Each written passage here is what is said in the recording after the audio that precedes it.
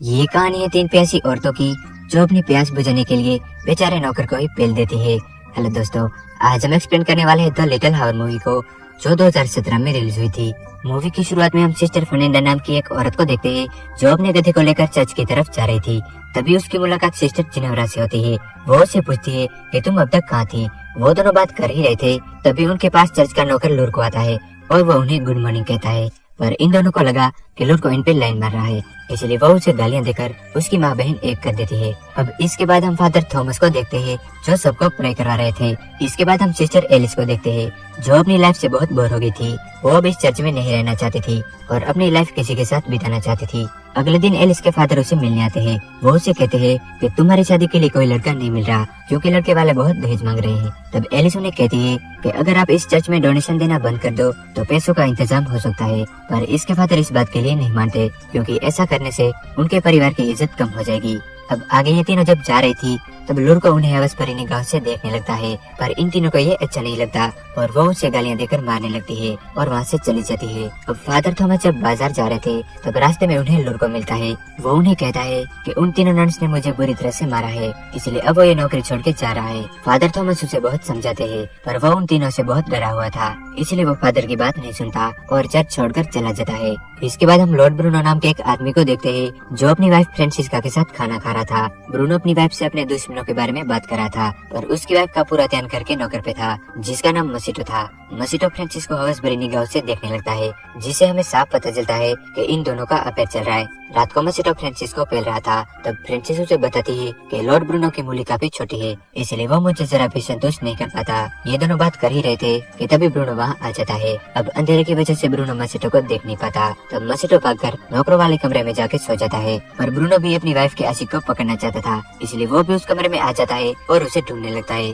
मसीटो सोने का नाटक करता है पर ब्रूनो बहुत चालाक था। वो हर एक नौकर की धड़कन चेक करता है ताकि वो समझ सके कि कौन अभी भाग गया है। यहाँ उसे एक नौकर पे शक होता है पर अंधेरे की वजह से वो उसे पहचान नहीं पाता, इसलिए ब्रूनो उस नौकर के थोड़े बाल काट देता है ताकि अगले दिन वो उसे पहचान ले। पर ब्रूनो के जाने के बाद मसीटो यहाँ के सारे नौकर के बाल काट देता है ताकि वो बच जाए, और होता भी कुछ ऐसा ही है। अगले दिन जब ब्रूनो सारे नौकर के बाल चेक करता है तो उसे पता चलता है कि उसका पूरी तरह से कट चुका है क्योंकि सारे नौकर के बाल कटे हुए थे, जिस वजह से ब्रूनो मसीटो को पहचान नहीं पाता और मसीटो बच जाता है। अगले दिन जब मसीटो अपना काम कर रहा था तब फ्रांसिस उसे पकड़ लेती है और ओपन में ही उसे पेलने लगती है, पर ब्रूनो उन्हें देख लेता है और सिपाहियों को उन्हें पकड़ने के लिए कहता है। और मसीटो वहाँ से भाग जाता है और भागकर एक जंगल में चला जाता है जहाँ उसे फादर थॉमस दिखते हैं। उनकी गाड़ी नदी में पलट गई थी, इसलिए मसीटो उनकी हेल्प करता है। फादर उसे थैंक यू कहते हैं और उसे अपने साथ चर्च में चलने को कहते हैं। मसीटो के पास रहने के लिए घर नहीं था, इसलिए वो फादर के साथ चलने के लिए तैयार हो जाता है।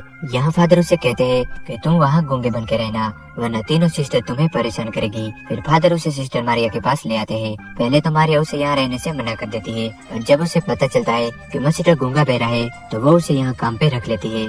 मसीटो जब अपना काम कर रहा था तब सिस्टर फर्नांडा उस पे हमला कर देती है। वो उसे कहती है कि तुम कौन हो और यहाँ क्या कर रहे हो। तभी मारिया वहाँ आ जाती है। वो फर्नांडा से कहती है कि ये हमारा नया नौकर है और ये गूंगा बहरा है। फिर एक बार एलिस अपना काम कर रही थी, तभी उसके हाथ से फ्रेम टूट जाती है, इसलिए वो उसे ठीक कराने मसीटो के पास ले जाती है। फिर मसीटो उसे ठीक कर देता है। अब इसके बाद मसीटो जब गड्ढा खोद रहा था तब एलिस उसके पास आती है और उसकी मदद करने लगती है। यहाँ वो दोनों काफी करीब आ जाते हैं और एलिस मसीटो पे चढ़ जाती है, लेकिन तभी चर्च की बेल बजती है जिस वजह से एलिस वहाँ से चली जाती है। फिर एक बार फर्नांडा और मार्था जंगल में जा रहे थे, तभी जेनेवरा उन्हें देख लेती है और उनका पीछा करने लगती है। वो दोनों वहाँ जाकर बेलाडोना बनाती है। उनका मानना था कि बेलाडोना से मर्दों को अट्रैक्ट किया जा सकता है। मार्था फर्नांडा की आंखों में 2 बूंद बेलाडोना डालती है और फिर उसकी उंगली काट के खून पीने लगती है। यह सब जेनेवरा देख रही थी। फिर ये दोनों मसीटो के पास आती है ये चेक करने कि बेलाडोना मर्दों पे काम करता है या नहीं, पर मसीटो उन दोनों से अट्रैक्ट हो जाता है और वो उन दोनों को ही पेल देता है।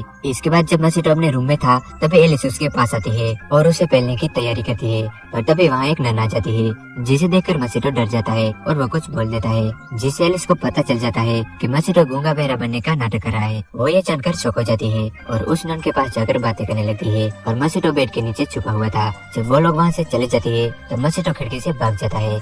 दूसरी तरफ हम जेनेवरा को देखते हैं जो बेलाडोना बना रही थी। पर वो उसे आंखों में डालने के बजाय उसे पी लेती है और अपना हाथ काटकर वो खून अपने फेस पर लगा लेती है। यहाँ एलिस मस्कीटो के पास जाती है। वो उसे पूछती है कि तुम गूंगा बनने का नाटक क्यों कर रहे थे। मस्कीटो उसे समझाने की काफी कोशिश करता है, पर तभी वहाँ कोई आ जाता है और एलिस वहाँ छुप जाती है। वो जिनोरा थी। वो आते ही मस्कीटो के साथ गप करने लगती है, पर उसे भी किसी के आने की आवाज सुनाई देती है, इसलिए वो भी भाग के वहाँ छुपती है जहाँ एलिस छुपी हुई थी। वो दोनों एक दूसरे को देखकर हैरान हो जाती है। तभी वहाँ फर्नांडा आती है और वो मस्कीटो के हाथ बांधकर उसे ले जाती है।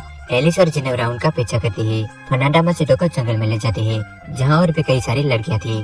वो मस्कीटो की बलि देकर कुछ रस्में पूरी करने वाली थी, पर एलिस और जिनोरा वहाँ आ जाती है और वो उन्हें मार मार के उन्हें वहाँ से भगा देती है। यहाँ मस्कीटो अपने बारे में सब कुछ बता देता है। अब जिनेवरा बेलाडोना के नशे में थी, इसलिए वो चर्च में सबको बता देती है। वो उन सबसे कहती है कि फर्नांडा एक चुड़ैल है। वो ये सब मारिया को बताने जाते हैं, पर मारिया के कमरे में फादर थॉमस निकलते हैं। यहाँ सबको पता चल जाता है कि मारिया और फादर थॉमस का अफेयर चल रहा था, यानी यहाँ तो सब कुछ गड़बड़ है। अगले दिन ये सब फादर थॉमस को चर्च से निकाल देते हैं और दूसरे चर्च भेज देते हैं और मस्कीटो को भी ब्रूनो के हवाले कर दिया जाता है।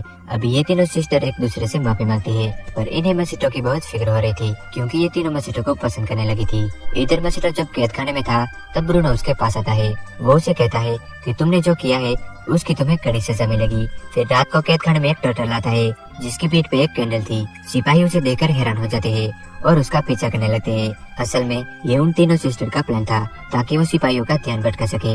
वो मस्कीटो को छुड़ाकर उसकी जगह एक पुतला रख देती है, जिससे सिपाहियों को लगता है कि मस्कीटो अभी भी जेल में है। फिर ये तीनों मस्कीटो को बुर्का पहनाकर उसे वहाँ से पकड़ ले जाती है। दूसरी तरफ हम फादर थॉमस और मारिया को देखते हैं जो एक दूसरे से बहुत प्यार करते थे, इसीलिए वो चर्च छोड़कर हमेशा के लिए वहाँ से चले जाते हैं। और इसी के साथ ये मूवी यहीं पर एंड हो जाती है।